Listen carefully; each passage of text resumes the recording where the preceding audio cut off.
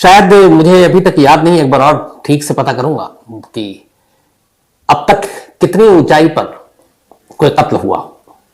जिस कहानी को आज मैं आपको सुनाने जा रहा हूं, इसमें यह कि 36,000 की हाइट थी और 36,000 फीट की ऊंचाई पर एक कत्ल होता है। तो शायद मुझे नहीं लगता कि दूसरा ऐसा कोई और मिसाल होगा। यह कहानी करीब 24 साल पुरानी है। 1999 की बात है। 23 जुलाई 1999। दुनिया के जो सबसे ज्यादा भीड़ भाड़ वाले शहर, खासतौर पर राजधानी, उनमें से एक जापान की राजधानी टोक्यो भी है। टोक्यो में दो एयरपोर्ट है, काफी बिजी एयरपोर्ट रहता है। तो उसी टोक्यो के एक एयरपोर्ट से दोपहर को फ्लाइट 61 उड़ान भरती है। इस प्लेन को इसने उड़ान भरी थी टोक्यो के हानेडा एयरपोर्ट से, और इसे जाना था न्यू चिटोस एयरपोर्ट। जापान के अंदर ही एक दूसरा शहर है। तो दोपहर को इस फ्लाइट 61 ने उड़ान भरी, बोइंग 747। इसके अंदर कुल करीब 503 पैसेंजर थे। उनमें 14 बच्चे थे और साथ में 14 क्रू मेंबर। तो सब मिलाकर करीब 503 और प्लस 14 अगर हम जोड़ लें तो 517 लोग इस प्लेन में सवार थे। लगभग 1.5 घंटे का यह सफर था। मौसम साफ था, गर्मी का दिन, जुलाई का महीना। और 1999 ये वो दौर था जब एयरपोर्ट पर या हवाई सुरक्षा के दौरान सिक्योरिटी उतनी ज्यादा नहीं थी जो आज के दौर में पूरी दुनिया में है, क्योंकि 9/11 भी इसके बाद ही हुआ था। उसके बाद तो खैर एयरपोर्ट की सुरक्षा की तस्वीर ही बदल गई। तो 23 जुलाई 1999 को इस प्लेन ने टेक ऑफ किया टोक्यो के हानेडा एयरपोर्ट से। तमाम मुसाफिर सवार हो चुके थे, 503 लोग। इस प्लेन के पायलट थे नायोकी नागाशिमा। इनकी उम्र 51 साल थी, काफी सीजन, काफी एक्सपीरियंस पायलट थे। और उनके साथ जो उनका को पायलट था काजुकी कोगा, उम्र 34 साल थी। तो प्लेन ने उड़ान भरा। थोड़ी देर के बाद सीट बेल्ट जो बांधने की वो होती है, अनाउंसमेंट हुआ कि अब आप आराम से बैठ सकते हैं। 1.5 घंटे का सफर ये पूरा होना था। अच्छा, ये फ्लाइट चूंकि 503 लोग थे तो इससे अंदाज लगा सकते हैं कि ये फ्लाइट वो थी बड़ी वाली, डबल डेकर। तो नीचे इकोनॉमी क्लास और ऊपर प्रीमियम क्लास। तो लगभग 15 मिनट बीत चुका था प्लेन को उड़े हुए। इसके बाद अचानक नीचे की जगह पर एक नौजवान बैठा हुआ था जिसकी उम्र करीब 29 साल थी। बाद में पता चला उसका नाम है यूजी निशिजावा। यह अचानक, अच्छा जुलाई का महीना था, तमाम लोग प्लेन में आमतौर पे जो गर्मी में कपड़े पहने जाते हैं वही पहने हुए थे। ये इकलौता शख्स था जिसने गर्म कपड़े और खूब सारे कपड़े पहने हुए थे। तो कुछ पैसेंजर को उसको देखकर लगा भी कि ये क्या है, और कपड़े भी बड़े गंदे थे उन्हें, और भी ये लगा कि इसे किसने अलाउड किया। लेकिन खैर इतना सब सोचने की फिर बात हुई नहीं। प्लेन टेक ऑफ कर चुका था। 15 मिनट के बाद अचानक ये अपनी सीट से उठता है और उस सीढ़ी की तरफ जाता है जहां से ऊपर की तरफ जाना था। नीचे और ऊपर दो अलग अलग, मैंने आपको जैसा बताया। और जो पायलट और को पायलट, जो कॉकपिट था जहां बैठते हैं, वो ऊपर से अंदर जा सकते थे। तो निशिजावा अचानक उठता है और उस सीढ़ी के पास पहुंचता है और सीढ़ी से धड़धड़ाते हुए ऊपर चला जाता है। अब वो कॉकपिट के बाहर है। अचानक एक एयर होस्टेस उसके आगे से गुजरती है, वो उसे पकड़ लेता है। पकड़ने के बाद वो अपनी जेब से उसी वक्त, बहुत ज्यादा नहीं, एक 20 सेंटीमीटर की साइज का एक चाकू निकालता है। चाकू को वो गले पे रखता है एयर होस्टेस के और कहता है कि कॉकपिट का दरवाजा खोलो। कॉकपिट के अंदर पायलट और को पायलट। अच्छा, इससे पहले कुछ ऐसे इंसिडेंट हो चुके थे जिसके बाद से ये हुआ कि कॉकपिट का दरवाजा बंद रहेगा और या तो वो अंदर बैठा हुआ पायलट को पायलट खोल सकता है, या फिर जो क्रू मेंबर है उनके पास वो सारी आईडीज और ये होती हैं जिससे वो खोल सकती हैं। तो चाकू की नोक पर वो एयर होस्टेस को अपने साथ ले गया, कॉकपिट का दरवाजा खोलने के लिए कहा। जान पर बन आई थी इसलिए एयर होस्टेस ने दरवाजा खोल दिया। दरवाजा खुलते ही वो कॉकपिट के अंदर गया। कॉकपिट में घुसते ही सबसे पहले वो को पायलट काजुकी कोगा उसको चाकू दिखाता और कहता खड़े हो जाओ। चाकू देखकर वो घबरा जाता है, इधर पायलट भी घबरा जाता है कि ये क्या अचानक, और चाकू को नोक पर को पायलट को उसकी सीट से खड़ा कराता और कहता बाहर निकलो। उसकी भी जान पर बनी हुई थी। को पायलट बाहर निकल जाता है। इसके बाद वो कॉकपिट का दरवाजा अंदर से बंद कर देता है। बंद करने के बाद अब खुद को पायलट की सीट पर बैठ गया और पायलट यानी कि कैप्टन उस प्लेन के नायोकी नागाशिमा उनको चाकू दिखाकर कहता है कि अब जैसा मैं कहूं आपको वैसा करना है। अच्छा, इस दौरान में उसके अंदर चाकू लेकर घुसते ही, को पायलट को बाहर निकालते ही, चूंकि सीजन बहुत एक्सपीरियंस कैप्टन थे नागाशिमा, तो उन्होंने वो इमरजेंसी बटन दबाकर और एटीसी एयर ट्रैफिक कंट्रोल को खबर कर दी कि हमारा प्लेन हाईजैक हो चुका है। तो उन्होंने खबर कर दी। अब ये जो है चाकू की नोक पर पायलट से कह रहा है कि अब ये प्लेन मेरे कंट्रोल में है और मेरे इशारे पर उड़ेगा जहां भी कहूंगा। तो उससे पूछा उसने कि आप क्या चाहते हो?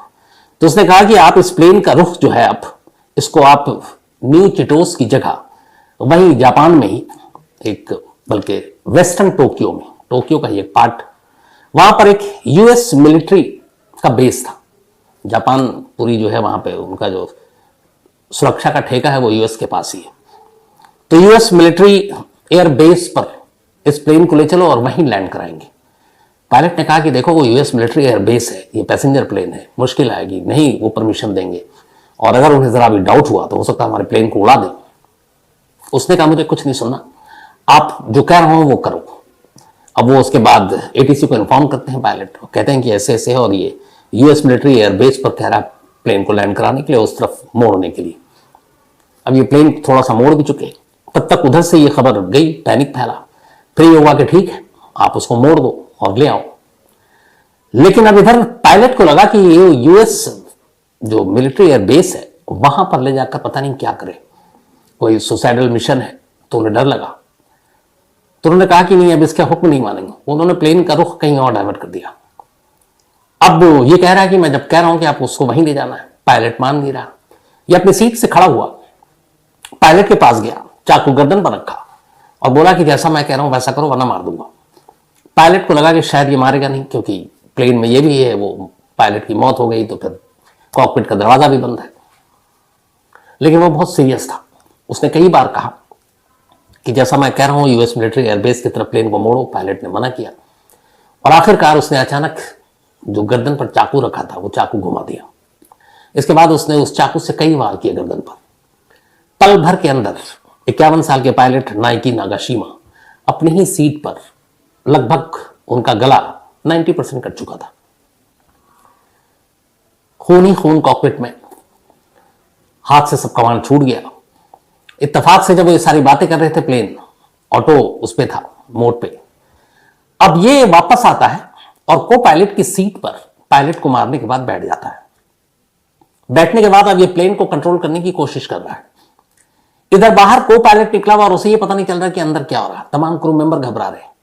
लेकिन उसके बाद अचानक ये होता है कि जब पायलट का कत्ल हो जाता है तो प्लेन के अंदर टर्बुलेंस शुरू हो जाती है, हिलने डुलने लगता है और प्लेन बहुत तेजी के साथ नीचे की तरफ आ रहा है।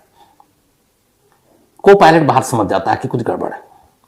इधर उस प्लेन के अंदर 14 बच्चे थे। जब एयर टर्बुलेंस में आमतौर पर फ्लाइट में बहुत हिलती है तो बहुत सारे लोगों को डर भी लगता है, उनमें मैं भी एक हूं। तो खासतौर पर बच्चे रोने लगे। अब क्रू मेंबर को लगा कि अगर बच्चे इस तरह से रोने लगेंगे तो हालात और बिगड़ेंगे।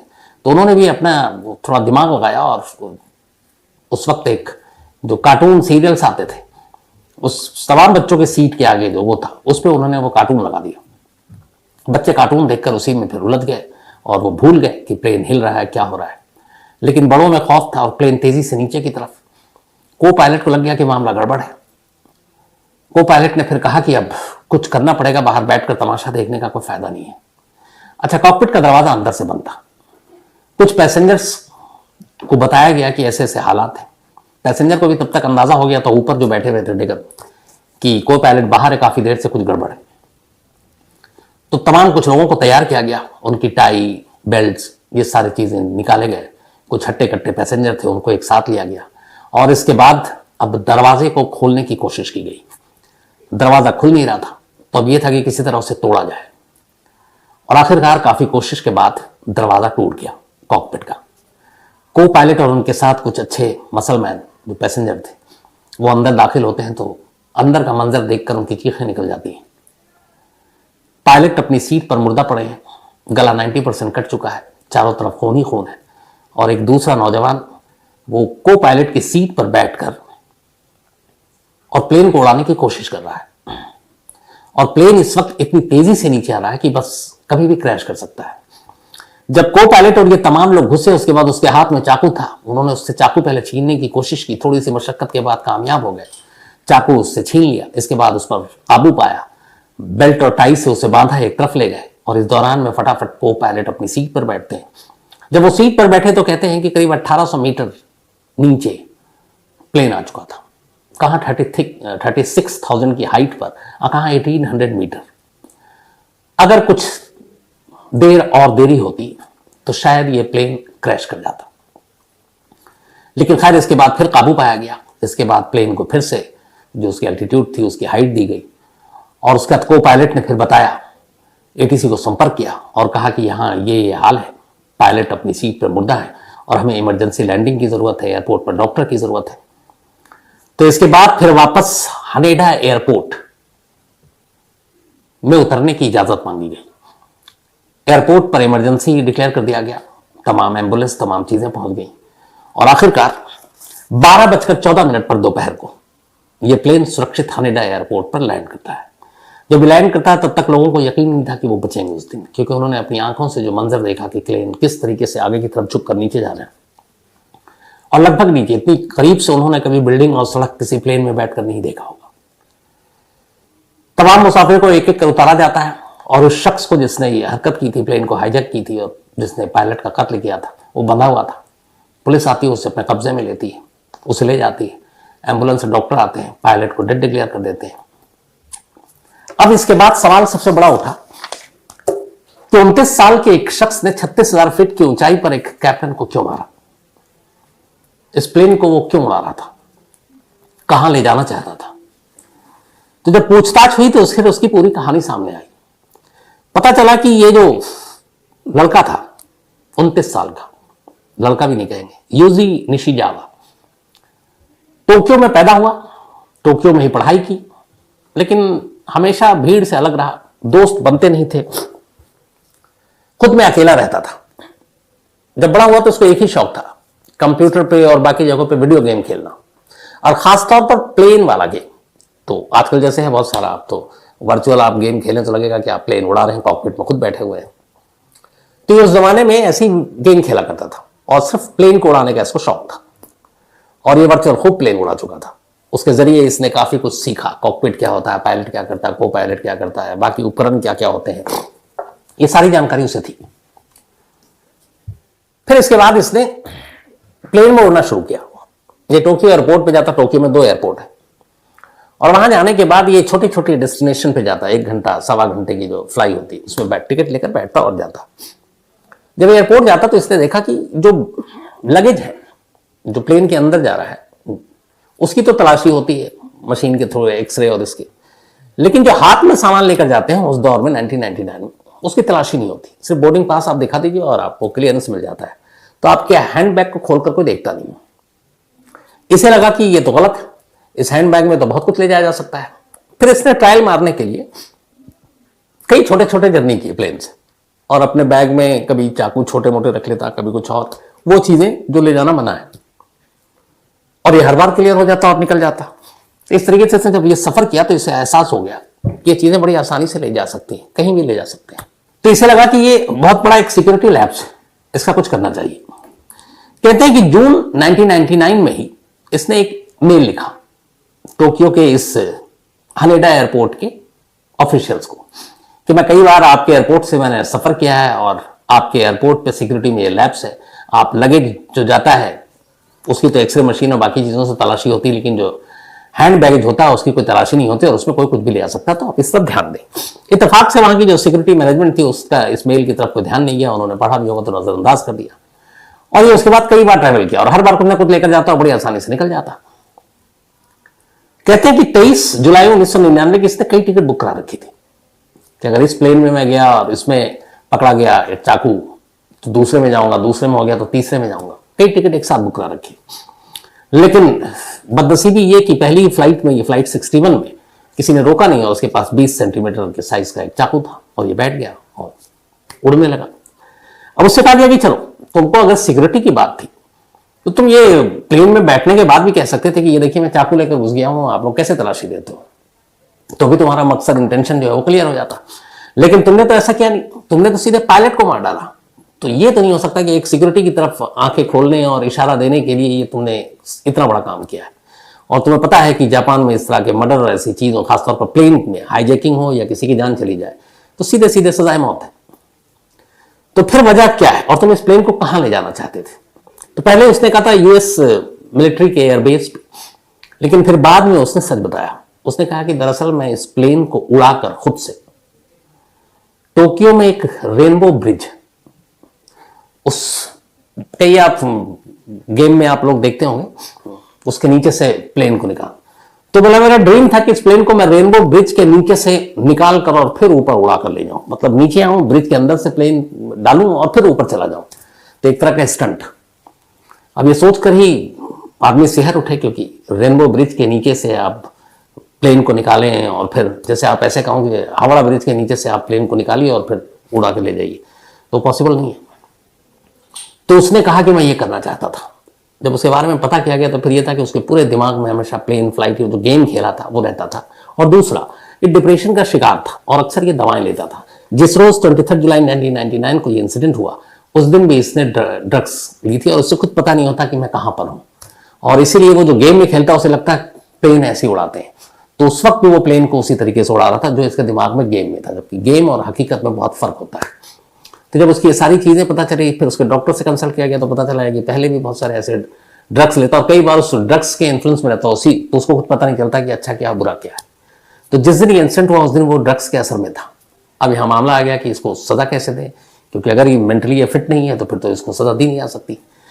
तो फिर कोर्ट ने कहा कि जो एक्सपर्ट्स हैं वो इसकी जांच करें। एक्सपर्ट्स ने जांच की, 6 महीने बाद रिपोर्ट आई। रिपोर्ट में कहा गया कि ये पूरी तरह से ऐसा नहीं है कि दिमागी रूप से कमजोर है, ये होश में भी है, लेकिन जब ये ड्रग लेता है तब होश में नहीं होता। और इसने डिप्रेशन की भी दवा ली है, और जिस दिन ये इंसिडेंट हुआ तब भी इसने दवा ली थी। तब वहां ये 2 खेमों में लोग बढ़ गए कि क्या किया जाए, क्योंकि एक प्लेन का हाईजैक करने के बाद कैप्टन का मर्डर, और उसके लिए सीधे सीधी डेथ पेनल्टी है, सजाए मौत। लेकिन दूसरी तरफ यह है कि इसकी दिमागी हालत ही है। अब उस पर बहस चल रही है, और इसी दौरान में अब चूंकि अभी कस्टडी में हॉस्पिटल में, एक रोज ये हॉस्पिटल की 3री मंजिल से छलांग मार देता है, जान बच जाती है, पैर टूट जाता है। अब ये चीज भी सामने आई तो फिर ये लगा कि ये पूरी तरह से फिट नहीं है, लेकिन क्राइम बहुत हीनियस था। तो लंबी बहस के बाद 2 खेमों में लोग बढ़ गए, एक की कम से कम सजा होनी चाहिए और एक की नहीं, ऐसे लोग खतरनाक है, आगे भी कुछ कर सकते हैं, इसलिए मैक्सिमम पनिशमेंट यानी मौत की सजा होनी चाहिए। तो काफी लंबी बहस के बाद आखिरकार 2005 में टोक्यो की एक अदालत ने अपना फैसला सुनाया और यूजी निशिजावा को लाइफ इम्प्रिजमेंट यानी उम्र कैद की सजा सुनाई। आज भी ये टोक्यो की एक जेल में कैद है, और सजा में यह है कि जब तक ये जिंदा है जेल में रहेगा, जेल के बाहर नहीं आएगा।